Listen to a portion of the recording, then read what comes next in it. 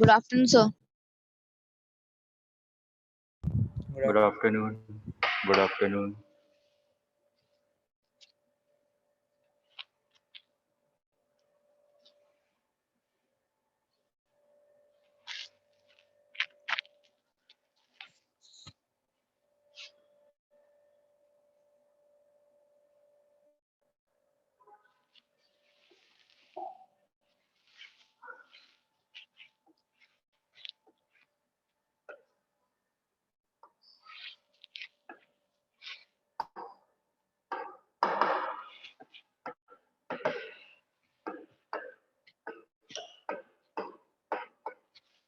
हम लोग यहाँ पे इसके बारे में बात कर रहे थे, ठीक है, डिस्पर्जन और डेविएशन के बारे में। एक दो प्रिज्म है, एक आपका क्लॉकवाइज डायरेक्शन में, दूसरा क्या है एंटी क्लॉकवाइज डायरेक्शन में। तो डेल्टा नेट आपने क्या लिखा था, delta one minus delta to.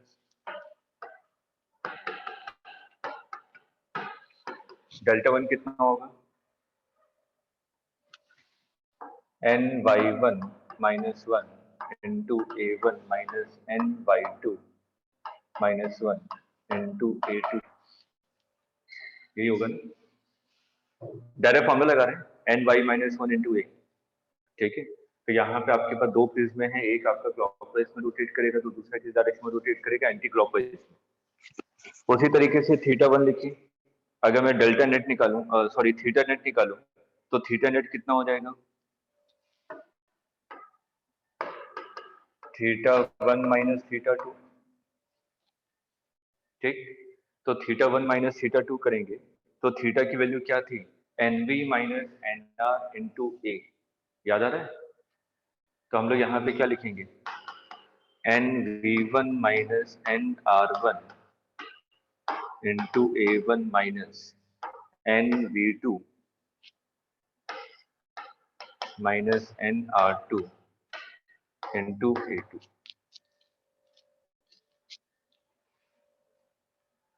यहाँ तक क्लियर है। इसके बाद ओमेगा वन, अगर हम लोग पहले वाले प्रिज्म के लिए निकालें, ओमेगा एंगुलर डिस्पर्सिव पावर आपने क्या निकाला था, n B minus N r divided by n Y minus one, ठीक है। तो पहले वाले प्रिज्म के लिए कितना हो जाएगा, n v one minus N r one divided by n Y one minus one. उसी तरीके से ओमेगा टू कितना हो जाएगा, n v two minus N r two divided by n Y two minus one. अभी तो मैं सिंपल फॉर्मूला लिख रहा हूँ दोनों प्रिज्म को लेके।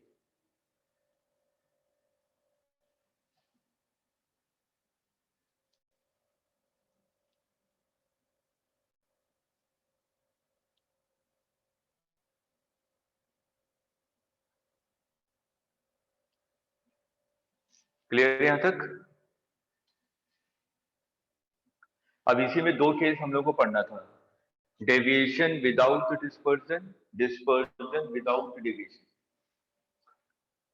एक पार्ट मैं करवा रहा हूँ, दूसरा पार्ट अभी आप लोग करके देखेंगे, ठीक है, सिंपल सा है। अब ऐसे तो एट लास्ट हमें क्या करना है, फॉर्मूलों को याद ही करना है। तो पहला पार्ट लिखिए, dispersion without deviation, dispersion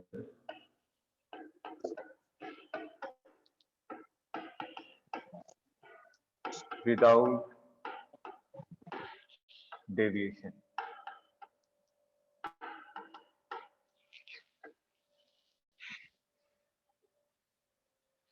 dispersion without deviation का मतलब क्या हुआ, विदाउट डेविएशन, विदाउट डेविएशन का मतलब क्या हुआ, डेल्टा नेट कितना होना चाहिए, जीरो।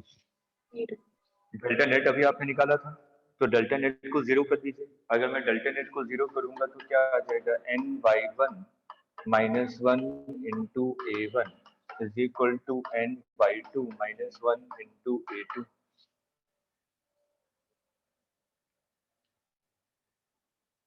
क्लियर है यहाँ तक। अभी देखिए, अभी एक फॉर्मूला लिख रहे हैं आप लोग। यहाँ पे अगर मैं n Y one minus one इसकी वैल्यू लिखूं, क्रॉस मल्टीप्लाई कर दीजिए, इसको इधर इसको इधर, तो ये कितना हो जाएगा, n v one minus N r one divided by omega one, ठीक। तो आपने इसकी जगह लिखा NV1 minus NR1 into A1 divided by omega 1, ये हो जाएगा NV2 minus NR2 into A2 divided by omega 2। मेरे को क्या निकालना है? डिस्पर्जन निकालना है, डेल्टा थीटा नेट की वैल्यू निकालनी है जब डेविएशन ना हो। और जब डेविएशन नहीं हो रहा है तो उसकी कंडीशन आपने निकाली, ये कंडीशन आ रही है विदाउट डेविएशन के लिए। तो डिस्पर्जन का फॉर्मूला क्या था? थीटा 1 माइनस थीटा 2, और थीटा 1 माइनस थीटा 2 की वैल्यू क्या थी? NV1 minus NR1 A1 minus NV1 minus NV2 minus NR2 A2 divide. ठीक है, तो यहाँ पे थीटा नेट लिखिए। थीटा नेट अभी आपने लिखा था, theta net is equal to NV1 minus NR1 into A1 minus NV2 minus NR2 into A2। किसी एक को चेंज कीजिएगा, या तो इस वाले टर्म को चेंज कीजिए या तो इस वाले टर्म को चेंज कीजिए। ठीक है, और उसके लिए कंडीशन देखिए आप लोग निकाल चुके हैं पहले। अगर मैं यहाँ पे NV2 minus NR2 into A2, इसको क्या लिख सकता हूँ? ओमेगा 2 के मुझे मल्टीप्लाई कर दूंगा। ठीक है, तो ये देखिए कितना हो जाएगा, NV1 minus NR1 into A1 minus, इसकी जगह आपने क्या लिखा? ओमेगा 2 इधर मल्टीप्लाई हो जाएगा, NV1 minus NR1 into A1 omega 2 divided by omega 1। इसको कॉमन ले लीजिए, ये हो जाएगा NV1 minus NR1 into A1, ये आ जाएगा 1 minus omega 2 divided by omega 1। और ये क्या है? थीटा 1 था ना, NV1 minus NR1 into A1, ये तो थीटा 1 था। तो आपका फॉर्मूला क्या निकल गया? Theta net is equal to theta 1 minus omega 2 divided by omega.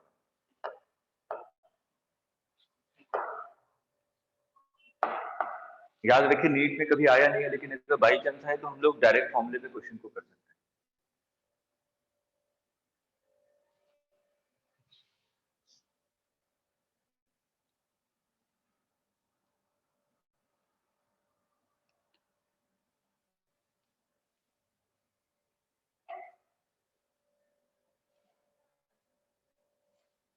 Dispersion without deviation.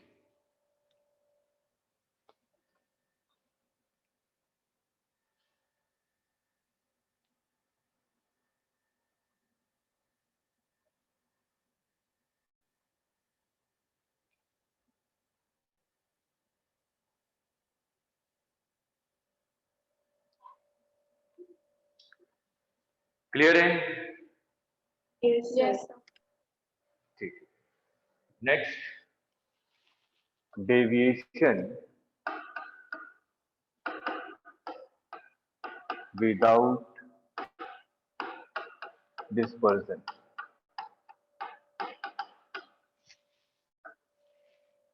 Without dispersion है, इसका मतलब थीटा नेट क्या होना चाहिए? 0। ठीक है, इसको आप लोग करके देखिएगा सेम उसी तरीके से जैसा भी मैंने किया था।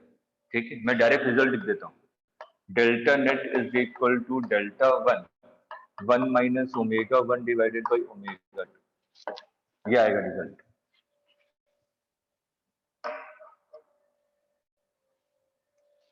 कर सकते हैं, बिल्कुल सिंपल है, जैसा भी आपने पहले वाला किया था।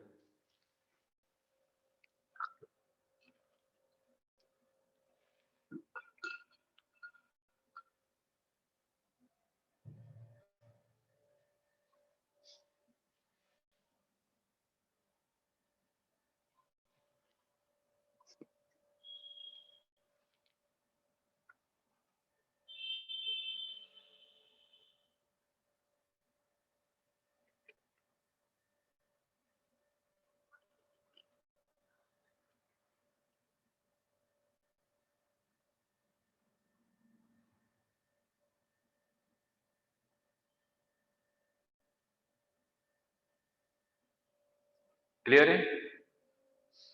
तुम्हारा प्रिज्म कंप्लीट हो गया है। ठीक, नेक्स्ट टॉपिक। नेक्स्ट वीक से आप लोगों का मॉडर्न सीरीज में पैरेलली स्टार्ट कर दूंगा। ठीक है, क्योंकि अब टाइम बहुत कम है, क्योंकि सबसे लेंथी चैप्टर ये वाला है और दूसरा चैप्टर है इलेक्ट्रोस्टैट। ये दो चैप्टर बहुत बड़े हैं। एक ऑप्टिक्स देखने में लगता है कि बहुत छोटे छोटे पार्ट हैं, प्रिज्म में है, ऑप्टिकल इंस्ट्रूमेंट है, लेकिन एक एक चीज में मतलब 3-3 4-4 लेक्चर लग जाते हैं। आज हमें सभी चीजों को पढ़ना है और रटना है, तो उसमें तो एक ही लेक्चर काफी है। ठीक है, मेरे ख्याल से लेक्चर की आवश्यकता भी ना पड़े, रटने की बात हो तो मैं फॉर्मूले लिखवा दूंगा, आप लोग उसको रट जाइए, ग्रुप में शेयर कर दूंगा, ये फॉर्मूले होते हैं। लेकिन अगर हमें बेसिक नहीं पता होगा तो क्वेश्चन जल्दी हो नहीं पाते हैं। सबसे बड़ी खासियत ऑप्टिक्स की यही है, फॉर्मूले याद होने के बावजूद भी आंसर कुछ उल्टे आते हैं। ठीक है, चलिए नेक्स्ट टॉपिक, स्फेरिकल रिफ्रैक्शन।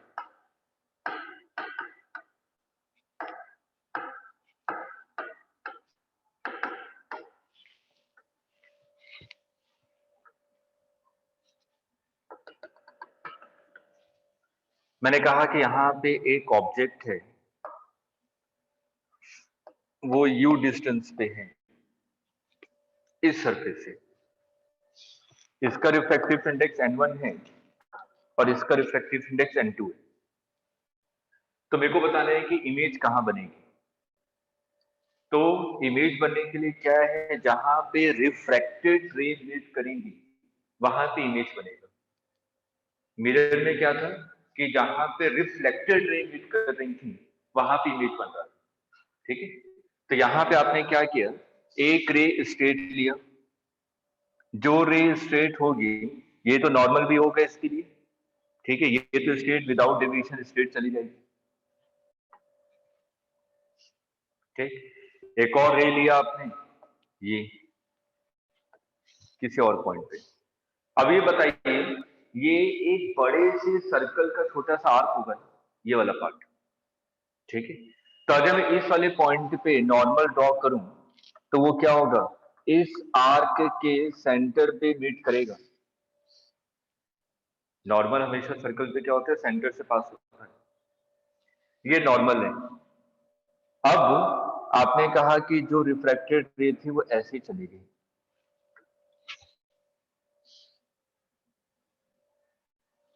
तो यहां पे क्या बनेगा, इमेज। आपने कहा यहां से इसकी डिस्टेंस कितनी है, v। ये नॉर्मल था, नॉर्मल इस आर्क के सेंटर पे मीट करेगा, तो इस सेंटर से इसकी डिस्टेंस, पोल की डिस्टेंस कितनी होगी, रेडियस के इक्वल ना। ये तो रेडियस होगा आपका, क्लियर है यहां तक। अब देखिए, हमें यहाँ पे निकालना है इन सब के बीच में रिलेशन। मेरे को v की वैल्यू चाहिए कि इमेज फॉर्मेशन कहाँ पे हो रहा है। इस एंगल को मान लीजिए अल्फा, ये एंगल आपका बीटा और ये एंगल आपका गामा। एंगल ऑफ इंसिडेंस को मान लिया आपने θ1 और एंगल ऑफ रिफ्रैक्शन को आपने मान लिया θ2।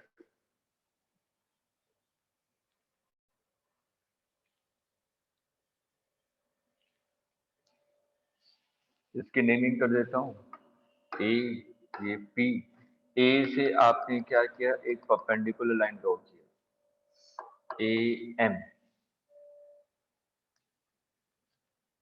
बिल्कुल स्टार्टिंग में बताया था कि हम लोग जो भी डेरिवेशन करेंगे किसके लिए करेंगे, पैरेक्सियल रेस के लिए।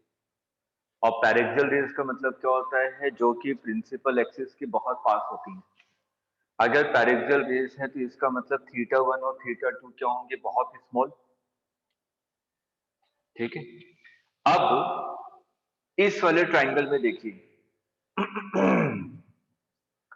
Triangle A O C, AOC को ध्यान से देखिए। अगर मैं ट्राइंगल एओसी को लिखूं तो क्या मैं θ1 is equal to alpha plus beta लिख सकता हूं, एक्सटीरियर एंगल प्रॉपर्टी।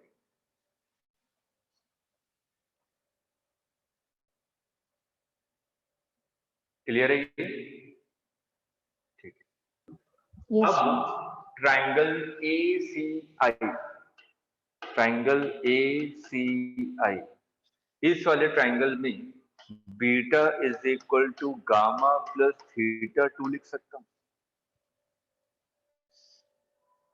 देखिए exterior angle property, beta is equal to theta 2 plus gamma. ध्यान से देखिए फिगर को, क्लियर है? Yes, sir. अब यहाँ पे आप स्नेल्स लॉ लगाइए। एक मीडियम से दूसरे मीडियम में रे जा रही है, तो पहले वाले में अगर मैं स्नेल्स लॉ लगाऊंगा तो क्या लिखूंगा? n1 into sine theta 1 is equal to n2 into sine theta 2। Theta 1 की वैल्यू कितनी है? Alpha plus beta.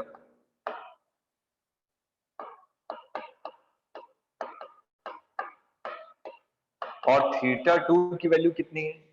Beta minus gamma.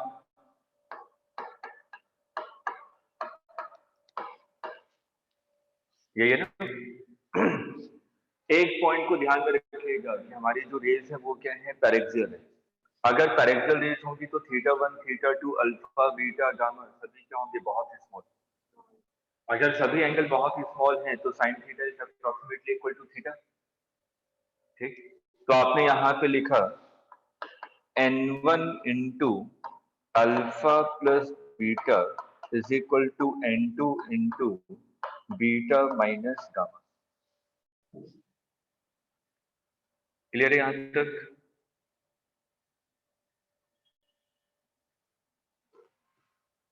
अब अल्फा बीटा गामा इन सबको एक तरफ ले लीजिए। देखिए n1 alpha plus n1 beta is equal to n2 beta minus n2 gamma.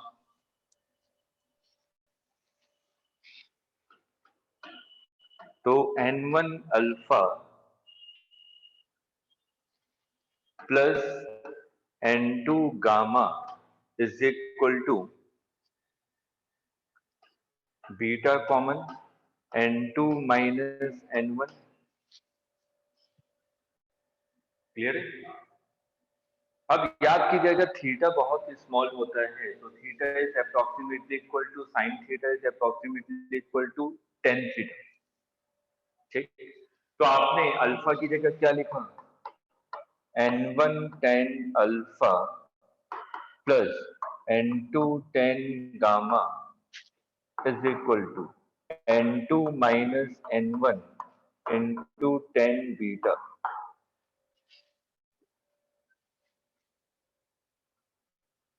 Clear है? अब tan अल्फा को देखिए ट्राइंगल, इस ट्राइंगल में अगर ध्यान से देखिए जो आपने फिगर बनाया है, खुद फिगर में देख लीजिए। tan alpha is equal to क्या होगा? Perpendicular am divided by base om। ठीक है, am divided by om। n1 is equal to am divided by om plus n2 tan gamma, tan gamma हो जाएगा आपका am divided by mi, am divided by mi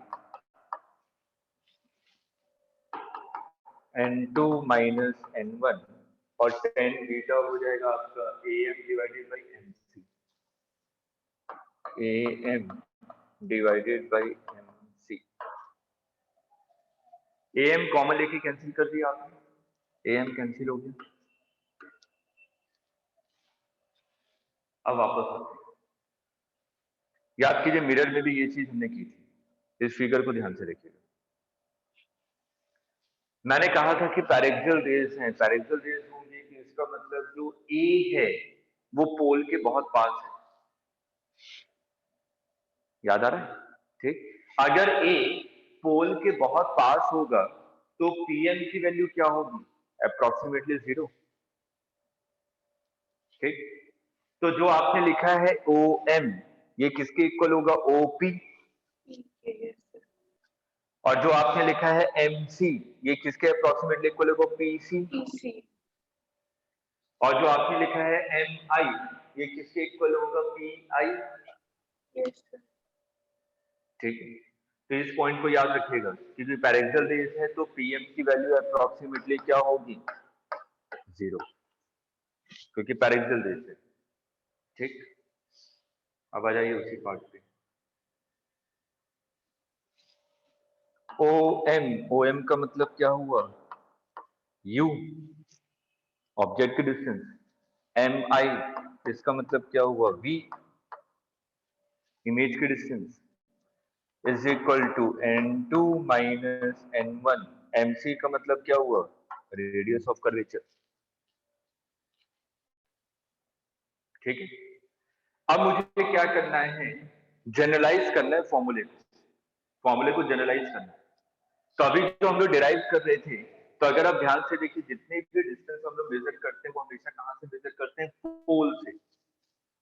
ठीक है, तो पोल के respect में अगर मैं यहाँ पे ध्यान से देखूं इस फिगर में, तो पोल के रेस्पेक्ट में ऑब्जेक्ट आपका लेफ्ट हैंड साइड में है, और पोल के रेस्पेक्ट में रेडियस राइट हैंड साइड में, पोल के रेस्पेक्ट में इमेज राइट हैंड साइड में। ठीक है, मेरे को जनरलाइज करना है फॉर्मूले को, तो जनरलाइज करना है तो यू को मैं क्या ले लूंगा?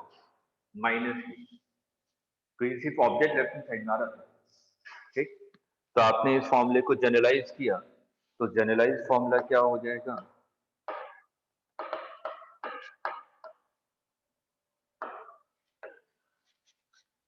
n2 upon v minus n1 upon u is equal to n2 minus n1 divided by r। बहुत इंपॉर्टेंट फॉर्मूला है ये। आखिर में आपको फॉर्मूले ही याद रखने हैं।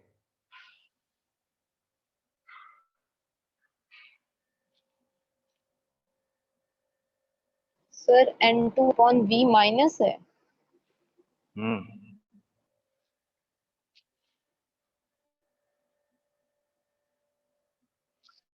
याद करने का तरीका क्या है?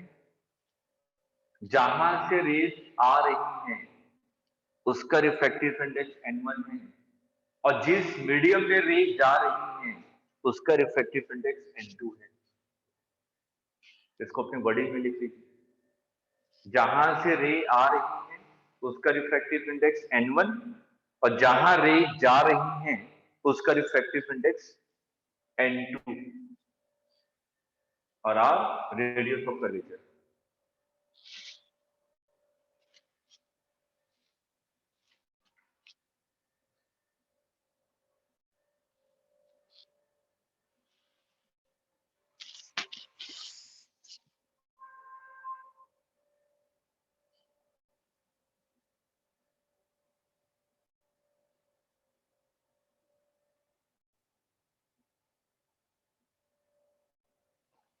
क्लियर है?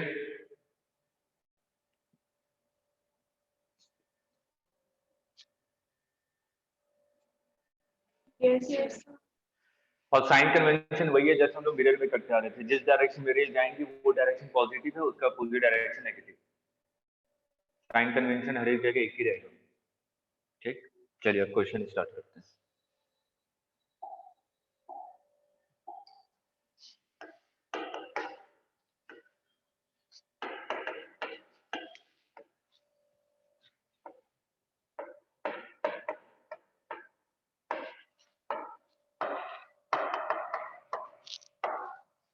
Find position of image.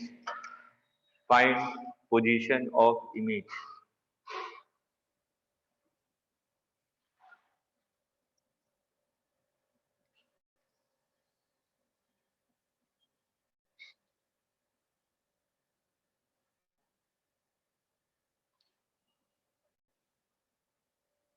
Sir जो हमने फॉर्मूला निकाला है उसमें u हमने नेगेटिव लिया है, तो जब हम सोल्यूशन करेंगे तो सर u की वैल्यू वो जनरलाइज फॉर्मूला है, वो जनरलाइज फॉर्मूला है। साइन कन्वेंशन लगाइए जैसे आपने लगाना है, साइन कन्वेंशन जैसे पढ़ा वैसे लगाएंगे, वो जनरलाइज फॉर्मूला है।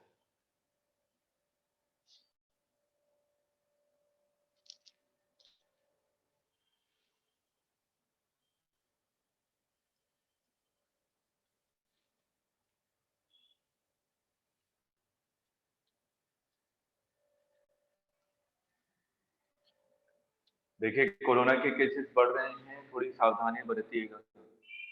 अब ज़्यादा टाइम नहीं है आपके एग्जाम में, आखिरी वक्त में कुछ गलत ना हो जाए, तबीयत मत खराब कीजिएगा। इसलिए इतने दिनों तक सावधानी बरती है तो 3 महीने और। जब सर एक बार भी 90 बीमार पड़ गया तो पूरा 1 महीना चला जाएगा। हाँ 90 करेक्ट है।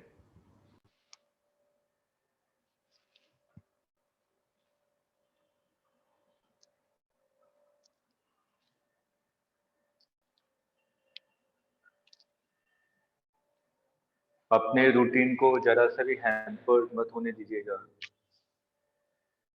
मैं बाबा बोल रहा हूँ, क्योंकि ऑनलाइन क्लासेस चल रही है, मैं यहाँ से हर एक को नहीं देख सकता कि वो पढ़ रहा है कि नहीं पढ़ रहा। तो आप लोग सिंपल क्लास को एडमिट करके उसके बाद फिर अपना वीडियो ऑफ कर लेते हैं। मेरा मेन मोटिव होता है वीडियो ऑन करके कि मैं देख सकूं सही में पढ़ रहे हैं कि नहीं पढ़ रहे।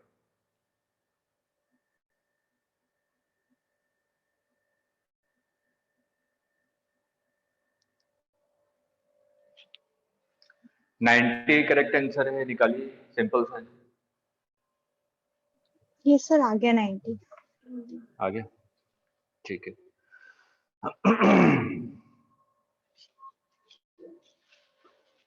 तो n2 by v minus n1 upon u is equal to n2 minus n1 divided by r। तो n2 का मतलब जहां रे जा रही है तो रे तो इधर से जाएगी तभी हमारी इमेज बनेगा, ठीक है। तो इसका मतलब राइट डायरेक्शन आपके लिए पॉजिटिव है। राइट डायरेक्शन पॉजिटिव है, n2 1.5 में जा रही है, तो 3/2 v निकालना है आपको, माइनस n1 एयर से आ रही है, u आज हमें यहाँ से हमेशा पोल से मेजर करेंगे, तो पोल से मेजर करेंगे तो ये डायरेक्शन क्या हो जाएगा आपका, लेफ्ट, मतलब कि नेगेटिव, तो -30 is equal to n2 minus n1 0.5 divided by r। Radius किस डायरेक्शन में बनेगा, राइट डायरेक्शन में, ठीक है। राइट डायरेक्शन बनेगा, इसका मतलब पॉजिटिव, पॉजिटिव मतलब 10। यहाँ से v की वैल्यू निकालेंगे तो ये कितना आ रहा है, 90 सेंटीमीटर। ये आपका वर्चुअल इमेज बन रहा है कि real image? Real. Real. Mirror और इसमें बस यही थोड़ा सा डिफरेंस आता है। मिरर में याद कीजिए, जब v की वैल्यू पॉजिटिव होती है तो हमारा कैसा इमेज बनता है, वर्चुअल, ठीक है। और v की वैल्यू नेगेटिव होती है तो हमारा रियल बनता है। तो मिरर से जस्ट थोड़ा सा अपोजिट चलता है यहाँ पे, ठीक है, क्योंकि रे को एक्चुअल में इसी डायरेक्शन में जाना चाहिए, लेकिन अगर बाई चांस इधर बन जा रहा है इमेज, मतलब कि v की वैल्यू नेगेटिव हो रही है, तो कैसा इमेज होगा, वर्चुअल। तो रिफ्रैक्शन के केस में याद रखिए, अगर v पॉजिटिव आ रहा है तो रियल इमेज, अगर v की वैल्यू नेगेटिव आ रही है तो वर्चुअल इमेज। क्लियर है? ठीक है, नोट कर लिया। Yes. Next question.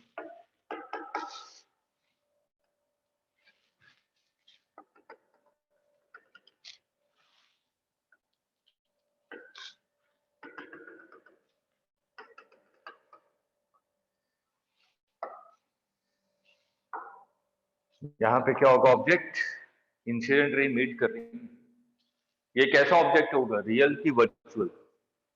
Virtual. Virtual, virtual object.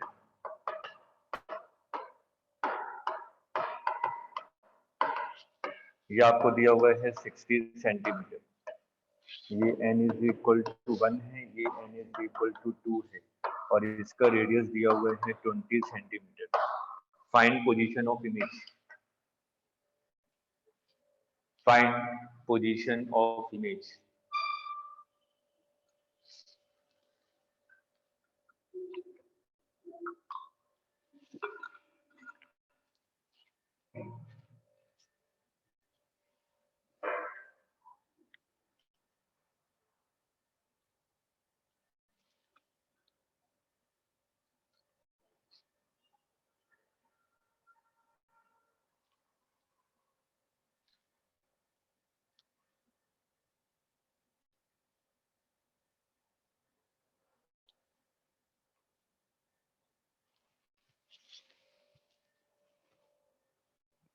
Sir 15।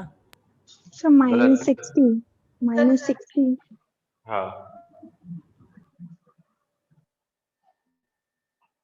v is equal to -60 आएगा। देखिए कैलकुलेशन गलत मत कीजिए। तो कितना? -60।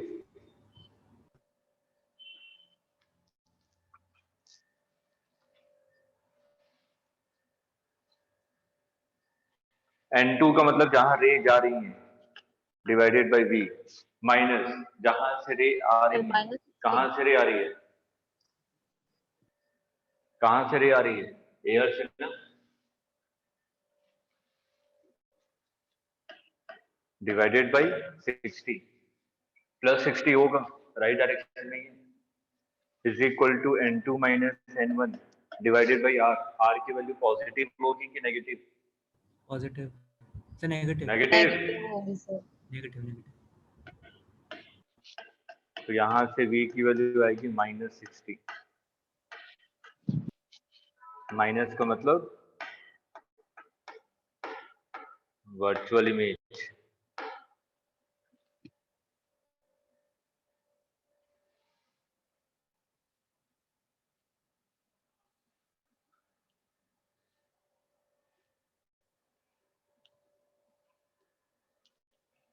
क्लियर है? नेक्स्ट क्वेश्चन जो आपके एम्स में आया था, एम्स में भी आया है और आईआईटी मेंस में भी आया है।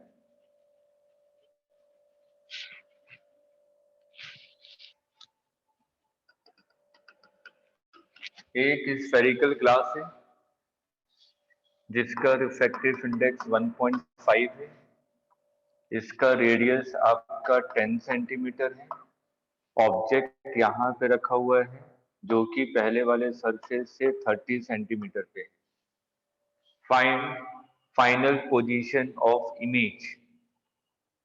Find final position of image.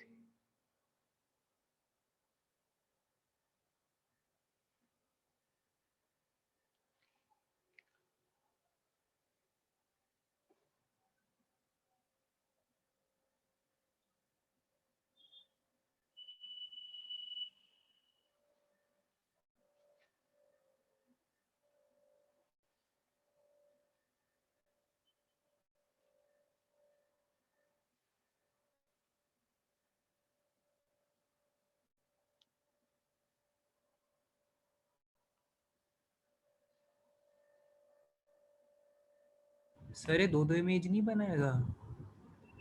एक ही इमेज बनेगा।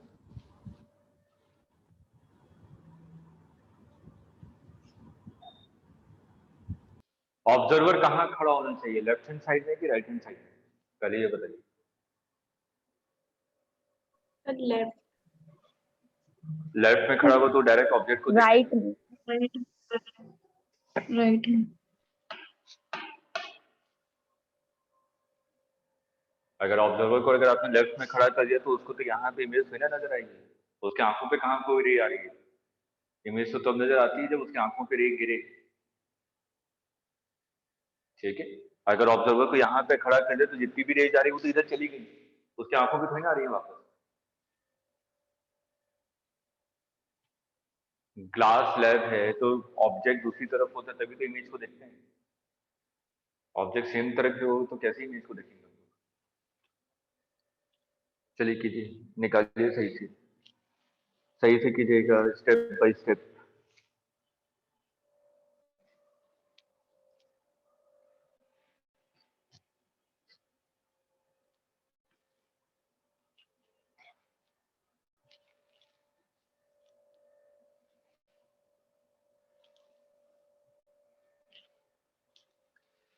डाउट सेशन याद रखिएगा, हर एक वीक वेडनेसडे 3 to 4। आज हर नहीं। एक वीक वेडनेसडे। नहीं, आज नहीं। ठीक है, मैंने बोला ना कि कुछ अभी क्लासेस के रिशफल बिल्कुल प्योर ऑनलाइन हो गया है, इस कारण हर एक वेडनेसडे 3 से 4।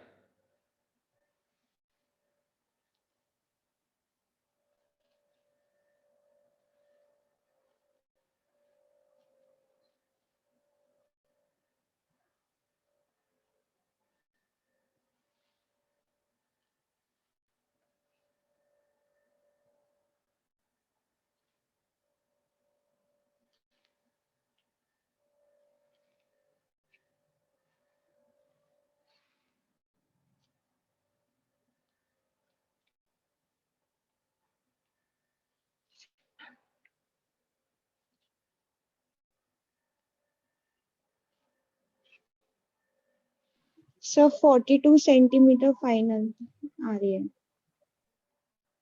गलत।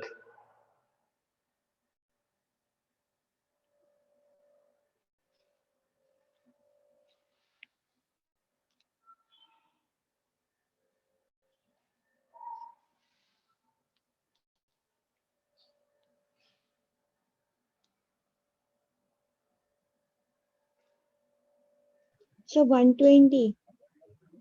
गलत।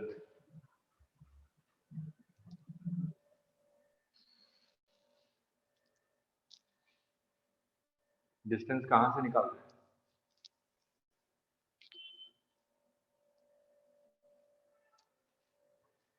सर पोल से। इसमें पोल कौन सा होगा? हम लोग कहेंगे कि फ्रॉम फर्स्ट सरफेस और सेकंड सरफेस। सर ये सेकंड बताना पड़ेगा। सरफेस से फाइनल लेग होगी। नहीं, 62। गलत है। गलत है।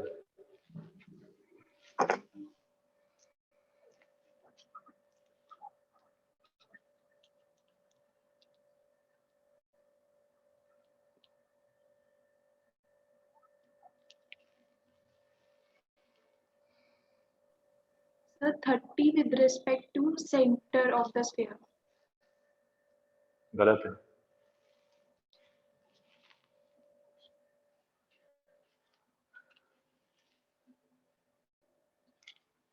Fourteen centimetre from the second surface. किसी का नहीं आ रहा। 14 सर 18 आ रहा है। गलत है।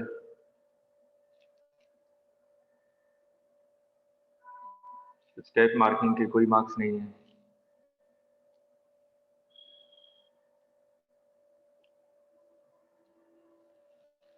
चलिए देखिए, पहले इस वाले सरफेस पे रिफ्रैक्शन होगा, ठीक है, फर्स्ट रिफ्रैक्शन।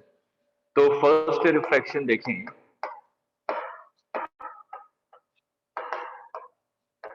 N2 N2 कितना 1.5 divided by V minus N1 कितना है 1 और U कितना है -30 is equal to N2 minus N1 divided by R की वैल्यू कितनी लेंगे +10।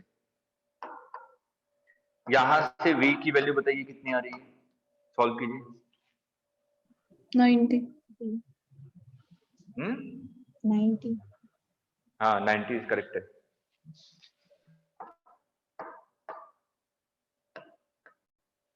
ये पहली इमेज बन रही है। +90 का मतलब यहां से 90 सेंटीमीटर।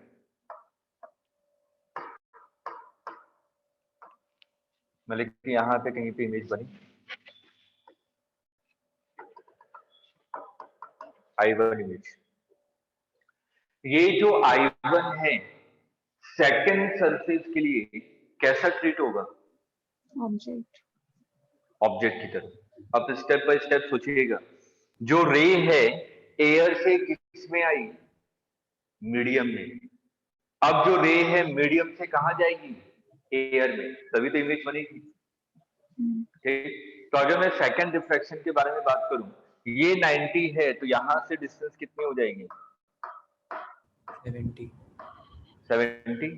तो ये जो I1 है सेकंड रिफ्रैक्शन के लिए कैसा ट्रीट होगा? ऑब्जेक्ट की तरह।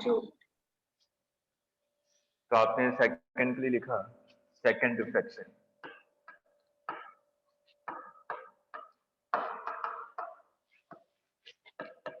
I1 act as object. I1 आपको ऑब्जेक्ट की तरह आ रहा है। N2 का मतलब क्या है? जहां रे जाए। रे कहां जा रही है?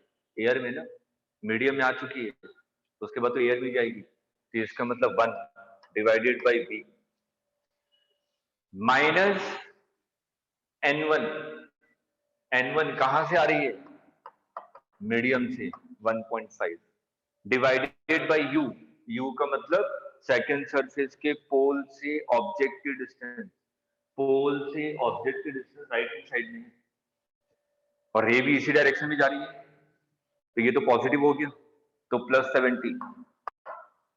Is equal to n2 minus n1 1 minus 1.5 divided by r की वैल्यू बताइए क्या होगी, +10 की -10? -10. -10। सही से सॉल्व कीजिए इसको। सर ये समझ नहीं आया, इमेज तो बाहर बन रही है ना स्फीयर के, तो मैं इसे तो बोल रहा हूँ स्टेप बाय स्टेप सोचिए। वो वर्चुअल इमेज बन रही है सेकंड के लिए। हमारी जो रे है पहले एयर से कहां आई, मीडियम में, उसके बाद फिर मीडियम से कहां जाएगी, एयर में ना। आया समझ में? अच्छा ठीक है।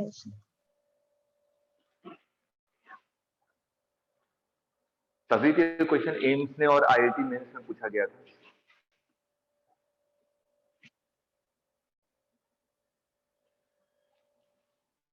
और याद कीजिए ऐसे ही हम लोग कर चुके थे जब हम लोग कॉम्बिनेशन के बारे में पढ़ रहे थे, एक मिरर लिया था और एक स्लैब लिया था, याद आ रहा है, जब हम लोग शिफ्ट वाला क्वेश्चन कर रहे थे।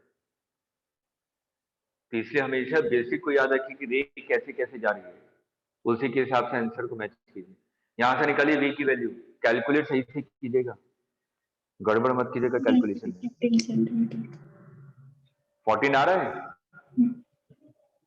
Yes, sir. वी की वैल्यू +14 सेंटीमीटर, मतलब कि जो फाइनल इमेज है वो यहाँ पे बनेगी, आई फाइनल 14 पे।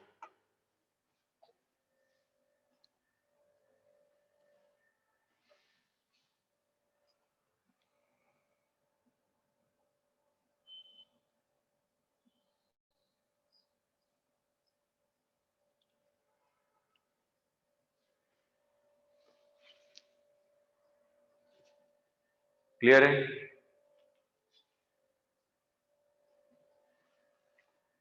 नोट कर लिया? Yes, sir. चलिए एक और क्वेश्चन जो आईटी मेंस में आया था। क्वेश्चन लिखते जरूर जाएगा कि किसमें पूछा गया था, मैं ऐसे प्रैक्टिस के लिए करवा रहा हूँ ताकि कॉन्सेप्ट क्लियर हो जाए। ये मीडियम है जिसका रिफ्रैक्टिव इंडेक्स कितना दिया हुआ है, 1.5। यहाँ पे ऑब्जेक्ट है जो कि 30 सेंटीमीटर पे है, इस रेडियस ऑफ कर्वेचर आपको दिया हुआ है 10 सेंटीमीटर, और इसकी जो विड्थ है यहाँ से यहाँ तक ये है 120 centimetre. Find position of final image, find position of final image.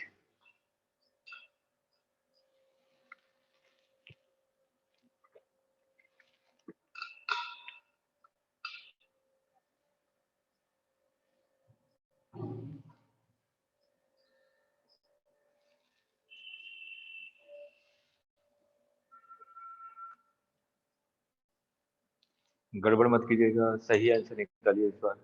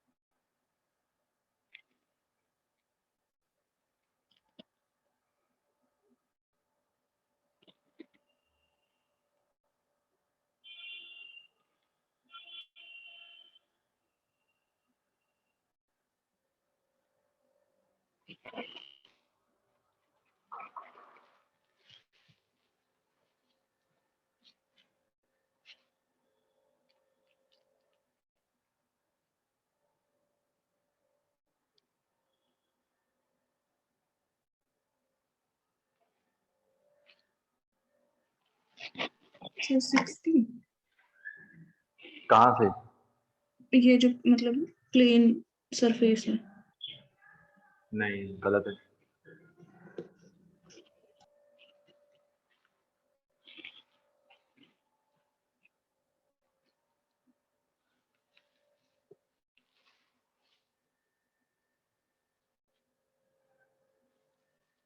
देखिए, जितने लोग भी अभी ऑफलाइन अटेंड कर रहे थे, लेकिन अभी ऑनलाइन हो गया है गवर्नमेंट के हिसाब से कि कोई भी इंस्टीट्यूट ओपन नहीं रहेगा, ठीक है, 30 अप्रैल तक।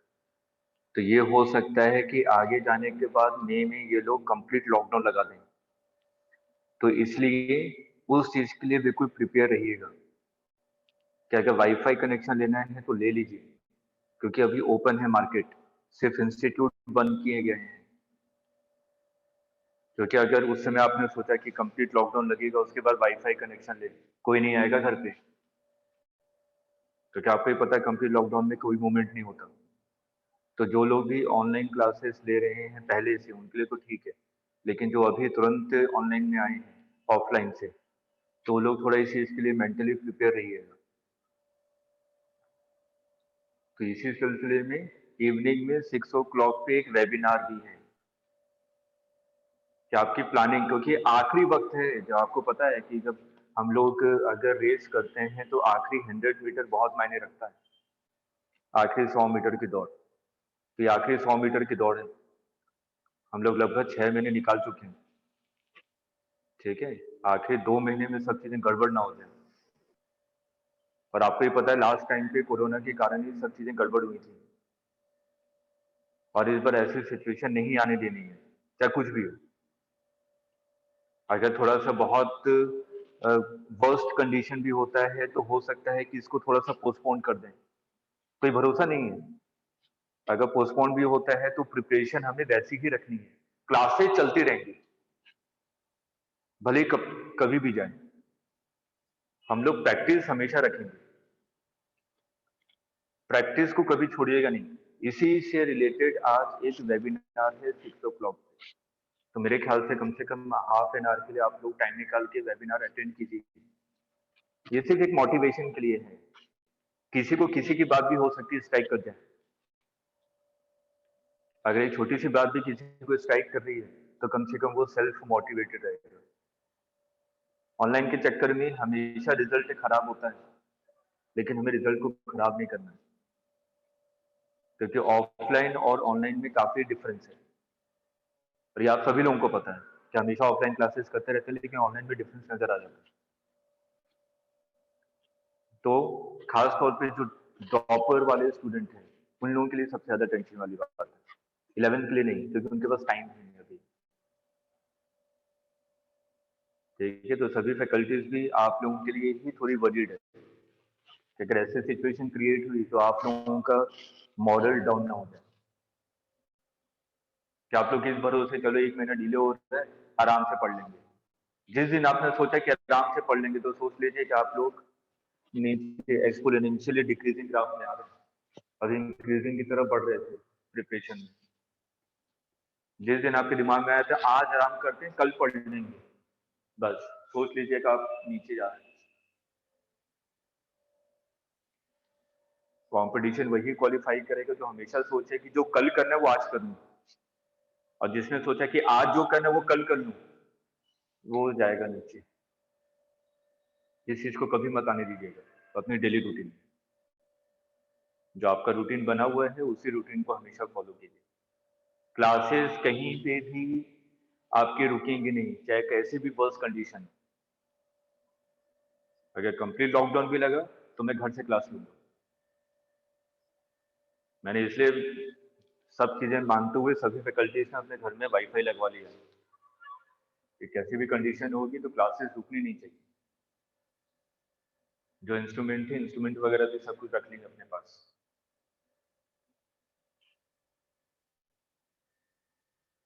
तो अगर फैकल्टीज आप लोगों के लिए वरीड है तो आप लोगों को तो सबसे ज्यादा होना चाहिए, क्योंकि मौके बार बार नहीं मिले। और ऐसे सिचुएशन में क्वेश्चन पेपर में पहले से कह रहा हूँ आसान आएगा, आसान आएगा। तो आपको प्रैक्टिस ज्यादा से ज्यादा करनी है। हम लोग तो कुछ टिपिकल पोर्शन को भी लेके चल रहे हैं कि अगर बाई चांस टिपिकल हो तो अगर एक क्वेश्चन भी टिपिकल हो रहा है तो उसको अटेम्प्ट भी कर सको, लेकिन फॉर्मूले आपके फिंगर टिप्स पे होने चाहिए। हर 2 दिन पे जितना चीज आपने पढ़ा हुआ है कम से कम आपने, मैं शुरुआत से कहता आ रहा हूँ कि जो जो इंपॉर्टेंट चीजें उसको एक अलग फेयर कॉपी में लिखिए, फॉर्मूले और उस पर बेस्ड क्वेश्चन। एक क्वेश्चन ये लिख लीजिए कि फॉर्मूले को कब अप्लाई करना है, ठीक है ना। कई जगह शॉर्ट ट्रिक भी बताई थी, मैकेनिक्स में हम लोग पूरा पढ़ चुके हैं 11, ठीक है, किस समय क्या चीज अप्लाई करनी है। तो अगर उन सब चीजों का आप हर एक 2 दिन पे या 3 दिन पे रिवाइज कर रहे हैं तभी फायदेमंद है। अगर उसको आपने ऐसी कॉपी में लिखने के बाद उसको साइड में रख दिया तो उस लिखने का कोई फायदा नहीं। उसको रेगुलर बेसिस पे रिवाइज जरूर करते रहिए। शुरुआत में जब रिवीजन होना चाहिए तो फ्रिक्वेंटली होना चाहिए, और आप तो बायो के स्टूडेंट, आपको ये बहुत अच्छी तरीके से पता होगा कि शुरुआत में जब चीजों को लर्न करना होता है तो उसको मेरे को बार बार रिवाइज करना पड़ता है, लेकिन जब 10-15 दिन निकल जाते हैं तो उसके बाद मैं 3 दिन के गैप में भी उसको रिवाइज करूं तो मेरे को चीजें रिकॉल हो जाती हैं। और जब 2 महीने निकल गए तो उसको अगर 1 हफ्ते के गैप में भी रिवाइज करूं तो वो दिमाग में बैठ जाएगा आपके। ये क्वेश्चन पढ़ते ही आपको पता चले कि ये करना है, तो इसको कहते हैं कॉन्फिडेंस, और कॉन्फिडेंस पढ़ने से आता है, बैठने से कभी नहीं आएगा।